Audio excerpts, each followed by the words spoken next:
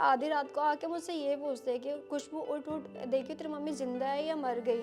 तो मैं उठी और मैंने अपनी मम्मी को देखा तो मेरी मम्मी की आइज़ ओपन और मुंह ऐसे मतलब खुला हुआ था, और जो ये मतलब चेस्ट ऊपर की तरफ उठी हुई थी, बिल्कुल स्टमक बिल्कुल अंदर ऐसे करके, जैसा होता है कि मतलब ज़बरदस्ती किसी का मुंह बंद करना। मैंने 3 दिन दिसंबर मतलब ऐसे सर्दी के टाइम में, मतलब जो स्टेयर्स होती है ना, स्टेयर्स के नीचे जो गैप होता है, मैंने 3 दिन उस स्टेयर्स के नीचे मतलब अपनी दोनों बहनों को लेके वहाँ पे स्टे किया था। और बच्चे आप देखते हैं कि बैगिंग करते हैं, ये लड़कियों का मिसयूज़ होता है। तो मैं आज भी सोचती हूँ कि मतलब अगर मैं यहाँ नहीं आती तो हम लोगों का फ्यूचर क्या होता। Hello everyone, welcome to our channel. एक बहुत ही डिफरेंट वीडियो इस बार आ रही है, जो ये हमारा माइका स्वीट होम है। माइका स्वीट होम इस टाइम पे बहुत सारे लोग जानने लगे हैं। आज से 3-4 महीने पहले बहुत ज़्यादा लोगों को इसके बारे में नहीं पता था, पर ये सब कुछ पॉसिबल हो पाया है सिर्फ और सिर्फ आप लोगों की वजह से। आपने हमारी वीडियोस को देखा जो दिल्ली में शूट हो रही हैं, आपने देखा राजस्थान में बैठ के, आपने देखा महाराष्ट्र में बैठ के, आपने शेयर किया, आपकी वीडियो शेयर होके पहुंच गई तमिलनाडु, उड़ीसा, असम, इतने दूर दूर से हमारे पास केसेस आ रहे हैं। और हम कह सकते हैं कि इस टाइम पे हमारे पास ऑल ओवर इंडिया से केसेस आ रहे हैं। यहाँ पर इनसे रहने के लिए एक भी रुपया नहीं लिया जाता है, एजुकेशन फ्री है, जॉब के काबिल बनाया जाता है अगर वो जॉब करना चाहती हैं तो। लेकिन जो ये आज की वीडियो है ना, ये बहुत डिफरेंट है। ये ऐसा केस है कि ये 18 साल तक यहाँ पर रही, उसके बाद माइका स्वीट होम ने इनकी मदद की नौकरी ढूंढने में, और इस टाइम पर ये इंडिपेंडेंटली अपने पैरों पर खुद से खड़ी हैं। तो आइए पूछते हैं तमन्ना की कहानी उनसे कि ऐसा क्या हुआ कि उन्हें यहाँ आना पड़ा और कितने साल की उम्र में यहाँ पर आना पड़ा था। मैं यहाँ 2001 में आई थी, और जब आई थी कम से कम 5-6 साल की होंगी।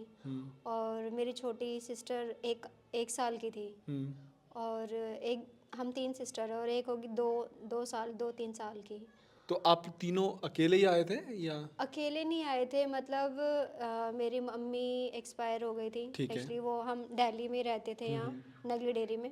अच्छा। तो मेरी मम्मी मेरे पापा ड्रिंक करते थे काफ़ी, और ड्रिंक करके उनको मारना पीटना, तो उनको गुम चोटें लग गई थी काफ़ी ज़्यादा। तो उन्होंने सोचा कि मैं इनको गांव ले जाता हूँ और गांव जाके ट्रीटमेंट कराऊंगा, वहाँ ठीक हो जाएगी, यहाँ पे इलाज नहीं हो पाएगा। अच्छा। वो गांव में उनका ले जाने का पर्पस ये था कि क्योंकि यहाँ पे उन लोगों ने बहुत कर्जा ले रखा था, और उस टाइम मैं छोटी थी, तो मुझे कुछ नहीं पता था कि गांव क्यों लेके जा रहे हैं, क्या रीज़न है उनका गांव ले जाने का। तो वो लोगों के कर्जे के डर से गए लेके उनको, कि यहाँ से चुपके से भाग जाऊँगा। करीब याद है मुझे, वो जब हमें यहाँ से लेके गए, आधी रात को लेके गए थे, हम सोते हुए में लेके गए कि जल्दी जल्दी जाना है, तबीयत ख़राब है ऐसे करके। तो लेके गए मम्मी को वहाँ पे, और वहाँ जैसे ही गांव में हम पहुँचे, तो मैं इतनी छोटी, मुझे इतना गांव का नाम वगैरह भी कुछ नहीं पता कि कौन सा गांव था क्या था। तो लेके गए, एक दिन रहे वहाँ पे, फिर नेक्स्ट डे मेरी मम्मी एक्सपायर हो गई। अच्छा। और फिर जो मेरे बड़े पापा थे, तो उनको अपने भाई को मारने के लिए आ गए कि तूने मतलब मारा इसको मारा। ऐसे तो करके। मतलब तो वो वैसे जो उनकी डेथ हुई थी, वो फादर ने कुछ किया था? फादर नहीं, मतलब जैसे मारा तो था ही, लेकिन मतलब जो, क्योंकि अगले दिन ही डेथ हो गई थी, तो फादर ने कुछ किया था या फिर? वो फादर ने कुछ, अब मुझे छोटी थी हाँ, काफ़ी, छोटी थी मतलब तो मैं नहीं अपनी पता। मम्मी से बहुत ज़्यादा अटैच हूँ, बहुत ही ज़्यादा। मतलब जब उनकी तबीयत ख़राब थी, मैं ऐसी थी कि मतलब वो बेड पे सोती थी और मैं उनके हाथ से चुन्नी बांध के, मतलब मैं बेड के नीचे सोती थी कि उनको कुछ ज़रूरत हो तो मतलब मैं ऑन द स्पॉट ऐसे उठ जाऊँ। तो मतलब फिर ये था कि मतलब वो जैसे हिलती मैं उठ जाती कि क्या ज़रूरत है उनको। तो वो कहती नहीं नहीं तो सो जा, जरूर कुछ कुछ नहीं चाहिए मुझे। तो मैं सो गई। तो बीच में ऐसे हुआ, वो काफ़ी बार मुझे आवाज़ दे रही, खुशबू खुशबू ऐसे करके। तो मैं उठी नहीं, मुझे लगा कि शायद वो ऐसे ऐसे बोल रही होंगी, ऐसे बोल रही होंगी। मैं उस टाइम में उठी नहीं। तो फिर थोड़ी देर में मेरी मतलब ऐसे मेरे मम्मी का बेड था और इधर विंडो थी। तो थोड़ी देर में मेरी दादी और बुआ आए अचानक से रात को। तो मुझे मुझे जगाना है, खुशबू खड़ी हो देखी तेरी मम्मी जिंदा है या मर गई। मतलब मुझे वो बात बचपन से अभी तक कितने साल के थे आप? मैं 6-7 मतलब इतनी रही और आज मैं 27 की हो गई। वो बात मेरे दिमाग से आज तक नहीं गई है कि मतलब उनको वो डेथ हुई थी उनकी या उनको मारा था ऐसे करके। तो क्या क्योंकि अगर वो पूछते आज सुबह आते तो फिर मतलब ये होता है कि चलो वो एक्सपायर हुए हैं। और वो आधी रात को आके मुझसे ये पूछते कि खुशबू उठ उठ देखी तेरी मम्मी जिंदा है या मर गई। तो मैं उठी और मैंने अपनी मम्मी को देखा तो मेरी मम्मी की आइज़ ओपन और मुंह ऐसे मतलब खुला हुआ था और जो ये मतलब चेस्ट ऊपर की तरफ उठी हुई थी और बिल्कुल स्टमक बिल्कुल अंदर ऐसे करके जैसे होता है कि मतलब ज़बरदस्ती किसी का मुंह बंद करना या दबाने की कोशिश करना, मतलब ऐसे था। और मैं बहुत रोने लग गई, बहुत रोई, मतलब रोते रोते फिर बेहोश हो गई। फिर सुबह मम्मी को लेके जाने लग गए, जो क्रियाक्रम करते हैं उनको, तो वो लेके गए और मैं रोते रोते बेहोश हो गई। पापा क्या करा, डर से के मारे से कि भाई बड़े भाई मारेंगे हमें, तो वो दिल्ली लेके आ गए हमें। और दिल्ली में कोई अनजान से गांव लेके गए और वहाँ रहे। तो वहाँ से भी लोगों से मतलब किराया पैसे मांगे, हर चीज़ें करी। और पीने का उनको शौक था, काम कमाई का नहीं। मतलब कोई भी खाने का, हम छोटे बच्चे थे, खाने के लिए हमें साथ में पड़ोस में थे वो दे दिया करते थे कि भाई बच्चियाँ हैं इनको खाने का दे देते हैं ऐसे करके। तो उन्होंने हमें खाने को दी। फिर काफ़ी 1 महीना रहे हम लोग वहाँ पे। तो छत पे वो क्या करते, रात को बैठे रहते और आपस में मतलब बातें करते रहते हैं, ऐसे जैसे सामने देखते हैं कि मतलब कोई है, उनसे बातें करते रहते हैं कि मतलब क्या है। तो मैं कह रही पता नहीं क्यों बात कर रही पी के ऐसे करके। तो मम्मी के एक्सपायर होने के बाद मेरे मन में काफ़ी ज़्यादा डर बैठ गया था, अंधेरे से मैं बहुत डरती थी ऐसे करके। तो वो अपने आप में बड़बड़ाते रहते। फिर नेक्स्ट डे कह रहे कि मैं जा रहा हूँ, नौकरी ढूंढने जा रहा हूँ और आ जाऊँगा जल्दी से ऐसे करके। मैंने कहा ठीक है, नौकरी ढूंढने जा रहे हैं। और गए वो, दिन हो गया, रात हो गई, नहीं आए नहीं आए, महीना बीत गया ऐसे करके। और हम लोग वेट करते रहे कि मैंने कहा क्यों नहीं आए क्यों नहीं आए। अकेले तीनों? हाँ, तीनों अकेले थे वहाँ पे और मतलब किराएदार रहते थे। बट मैं किसी से मतलब नहीं, मैं अपनी मम्मी के एक्सपायर होने के बाद मतलब अपने बहनों को भी पापा से थोड़ा सा मैं दूरी रखती थी कि भाई मेरी बहनें हैं, उनको सेफ रखना है ऐसे करके। क्योंकि मुझे भरोसा नहीं था कि पापा का कि मतलब ड्रिंक कर रखा है, कल को कुछ गलत ना कर दे ऐसे। तो नहीं आए। तो एक दिन एक औरत आई थी, तो कह रही कि मुझे ना तुम्हारे पापा ने भेजा है और ना मैं तुम्हारी मम्मी हूँ ऐसे करके। तो फिर आंटियाँ वगैरह आ गए। तो मैंने कहा आंटी ये ऐसे से आई है, मेरी बहन छोटी वाली सिस्टर को वो लेके जाने लग गई।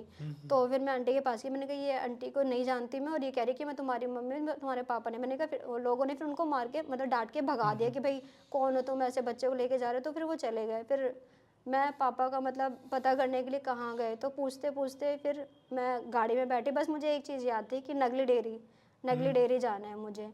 तो लोगों से पूछते कि बिठा बिठा के मतलब मैं सुबह के निकली हुई नगली डेयरी में रात को 11 बजे कितने पहुंची साल हूँ। के थे? मैं उस टाइम यही 7 साल की की लड़की। ऐसे थी। तो मैं पूछते पूछते वहाँ पे मैं गई और मेरी दोनों छोटी वाली जो सिस्टर थी वो बीमार थी। और वो मुझे लेके मतलब गांव से, तो ऐसे नहीं कि अचानक से जाऊँ तो कोई जाने नहीं देगा कि 3 बच्चे हैं अकेले कहाँ जा रहे। तो मैं जाने लग गई। तो मैं साइकिल का जो टायर होता है तो वो खेलने के बहाने ऐसे ही निकल गई ऐसे लेके दोनों को। तो वो मुझे पकड़ बीच में रोक लिया कि कहाँ जा रहे हो तुम। मैंने कही नहीं, बस हम ऐसे बेर तोड़ रहे हैं ऐसे करके। तो फिर मैं छोटी सिस्टर को लेके आई, उसको बुखार हो रखा, लूज मोशन हो रखे, बीच बीच में रुक के छोटी को लेके आ रही है। वो छोटी वाली 1 साल की, इधर बीच में जो 2 साल की ऐसी। तो अब मैं भी थक गई, मैं दोनों को कैसे गोद में उठाऊँ, एक को उठाऊँ 2 को उठाऊँ। तो मैं छोटी वाली बीच में लेकर मैंने कहा बाबू तू इसको एक कर, तू इसका हाथ पकड़ ले, एक मैं पकड़ लूँगी। वो मुझे कहती है मैं तो खुद छोटी, मैं खुद थक जाऊँगी इसको उठा के। मैंने कहा कोई नहीं ना, मैं भी थक गई ना, तो ऐसे पकड़ के फिर उसको हम सपोर्ट लेके ऐसे करते हैं। मतलब सुबह की निकली मैं, शाम को 11 बजे रात को पहुंची हूँ, ठंड में वो भी। तो मैं वहाँ गई, मैंने पूछा कि मेरे पापा, पहले मैंने पूरे कम से कम 3-4 दिन पूरे नगली डेयरी की जो गलियाँ हैं सब जगह पूछा कि रात को कहाँ रहते थे? रात को। मैं जब फर्स्ट डे गई थी तो मतलब वहाँ पे मतलब मैं जिनको बोलती बुआ बुआ मतलब उनके पास गई, मुंह बोली कि मतलब सगी नहीं थी बट मैं उनको सगी की तरह मानती थी और आज भी मतलब उनको मानती हूँ कि वो मेरी सगी है। तो उनके पास गए तो कह रहे कि मैंने पूछा कि पापा इधर आए हैं, तो कह रहे कि इधर तो आए नहीं है वो। तो उन्होंने बोला कि घर पे आ जाओ रहने। तो मैंने कहा नहीं। तो एक दिन रखा उन्होंने, बट मैं नहीं रही उनके पास। तो मैंने 3 दिन दिसंबर मतलब ऐसे सर्दी के टाइम में, मतलब जो स्टेयर्स होती है ना, स्टेयर्स के नीचे जो गैप होता है, मैंने 3 दिन उस स्टेयर्स के नीचे मतलब अपनी दोनों बहनों को लेके वहाँ पे स्टे किया था। और हर दिन मतलब मुझे बोलते कि आ जाओ, बट मुझ मेरे ना अंदर डर था कि कहीं कुछ गलत फ़ायदा ना उठाए या कुछ ऐसे करके। और मेरी छोटी वाली बहन थी, मुझे नहीं पता था कि क्या करना, तो मैं क्या करती, बिस्किट को घोल के उसको डिप करके उंगली से उसको मैं चटाती थी। यहाँ के बारे में बताया कि एक आश्रम है, वहाँ पे तुम रह लो, बट मेरी मम्मी ने मरने से पहले कहा था कि कुछ भी हो जाए आश्रम में नहीं जाना, बट शायद तकदीर में हमारा लिखा था कि हमें यहीं आना है। तो मेरे मन में वो चीज़ बैठी थी कि नहीं, मम्मी ने मना करा था कि आश्रम में नहीं जाना, तो उन्होंने बोला कि बेटा एक बार जाके देख ले, तुझे अच्छा लगेगा तो तू रह लियो। फिर वो लेके हमें यहाँ पे आए। फिर मैंने सब गेट पे आई, मैंने देखा वहाँ पे बहुत सारे बच्चे थे, कुछ मतलब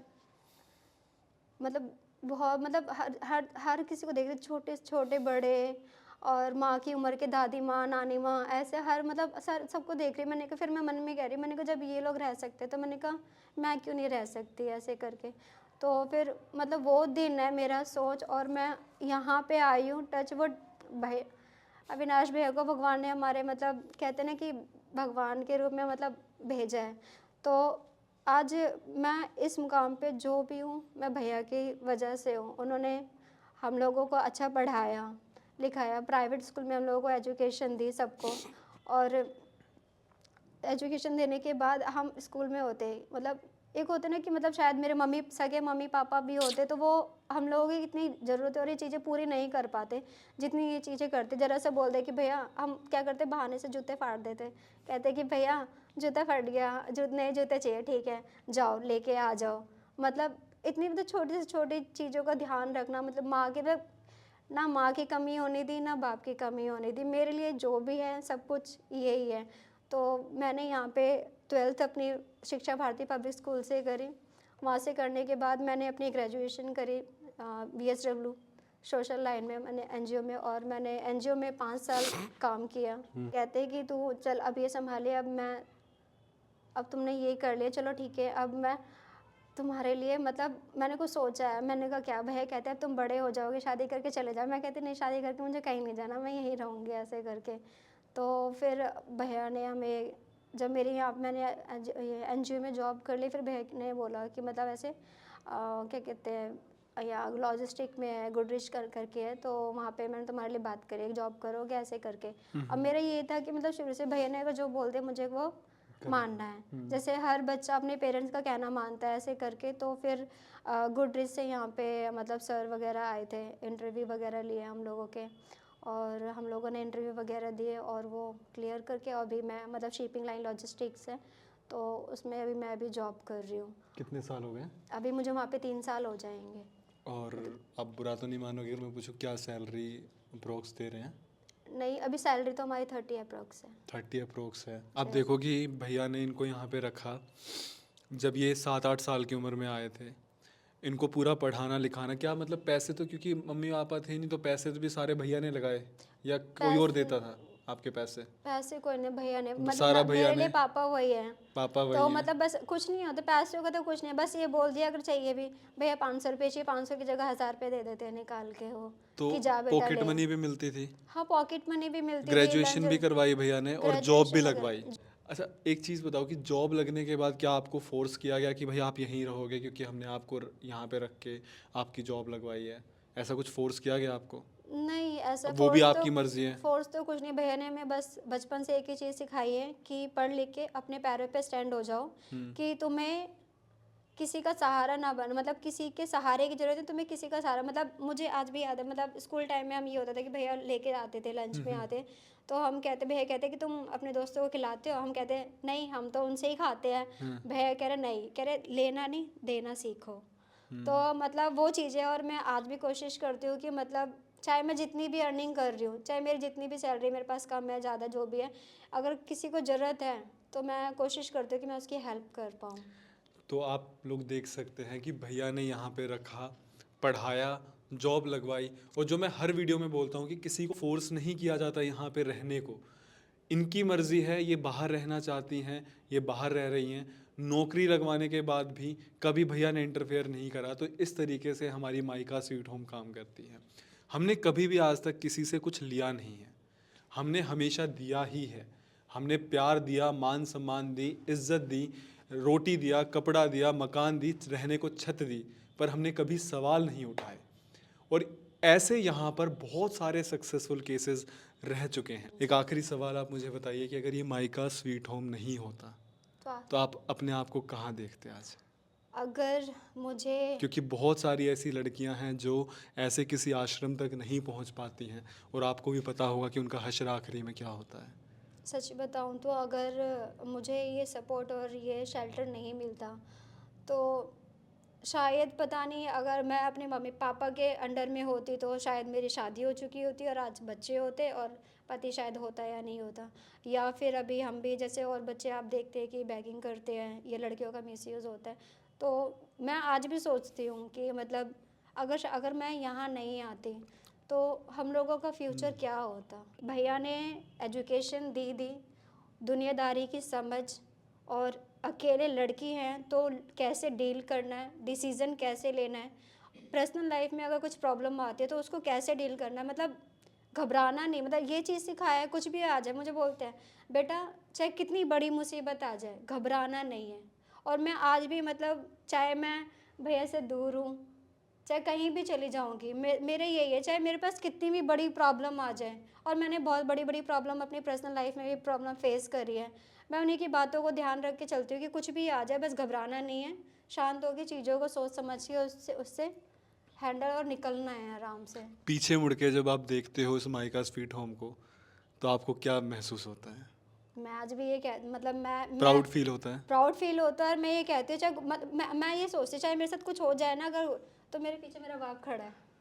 मेरे बस ये रहता है कि चाहे कुछ भी हो, मतलब होता है ना कि मतलब मम्मी पापा नहीं है, हम मेरी है ये चीज़ें हैं कि एक होता है ना कि आगे मान लो फ्यूचर है, हमारी शादी भी होनी है, तो अब अगर कुछ हो जाए तो पता है कि पीछे बाप हाँ तो है। मतलब ये होता है कभी कभी ये होता है कि जैसे कि होता है ना कि अगर मान लो कि मैंने अपने मनपसंद लड़का देखा, और आप जैसे कि जानते हैं कि हर फैमिली, लड़के की फैमिली वाले चाहते हैं कि लड़की जो है अच्छे घराने की होनी चाहिए, पढ़ी लिखी होनी चाहिए, मतलब हर बहुत डिमांड होती है कि दहेज होना चाहिए, वो होना चाहिए। तो मतलब मैं इस चीज़ से घबराती नहीं हूँ कि मुझे पता है मेरा बड़ा बाप है, और उससे बड़ा अगर मेरे रियल माँ बाप होते तो इतनी चीज़ें नहीं होती जितना वो है। तो मेरी वो बैकबोन है, मेरी पावर है वो। तो ये है हमारा माइका स्वीट होम, और इस तरीके से ना जाने यहाँ पर कितनी लड़कियों की ज़िंदगी बनाई गई है। हो सकता है कि आने वाले टाइम में हमें आपकी बहुत ज़्यादा ज़रूरत पड़ेगी, और कई लोग पूछते भी हैं कि कैसे हम और हेल्प कर सकते हैं। तो बस मैं इतनी सी बात कहूँगा, आप इस वीडियो को शेयर करिए। ये वीडियो दिल्ली में शूट हो रही है, ना जाने आप किस कोने में बैठ के देख रहे होंगे, और आपका शेयर ना जाने किस कोने तक इस वीडियो को पहुँचा सकता है। बहुत बहुत शुक्रिया हमारी वीडियोज़ को इतना ज़्यादा प्यार देने के लिए। धन्यवाद।